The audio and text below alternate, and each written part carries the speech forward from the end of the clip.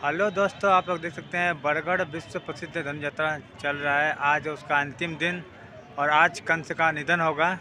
और आप लोग देख सकते हैं मैं अभी खड़ा हूँ कंस मचान के स्टेज में। और अगर आप देखेंगे पीछे देखिए, इधर देखिए, यहाँ पे देखिए कंस महाराज का एक पुतला बनाया गया है। इसका आज दहन किया जाएगा। तो देखिए करीबन ये 11 दिन लेके ये फेस्टिवल, ये यात्रा चलता है।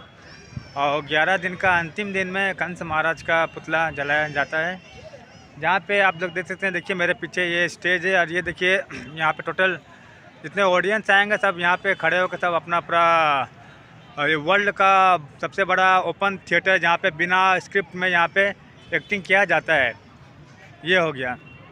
अगर आप और एक चीज़ अगर ध्यान देंगे तो मैं जो बोला, देखिए कंस महाराज का देखिए पुतला बनाया गया हुआ है।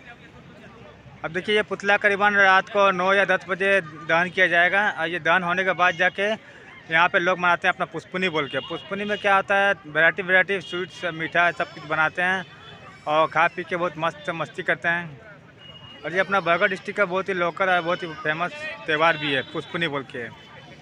और अगर आपको मेरा ये वीडियो अच्छा लग रहा है तो लाइक शेयर सब्सक्राइब जरूर कीजिएगा। Thank you.